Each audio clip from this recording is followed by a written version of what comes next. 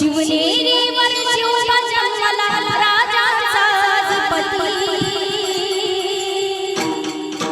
अहो राजाचा अधिपती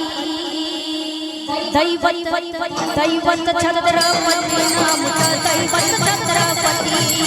दैवत छत्रपती नामचं दैवत छत्रपती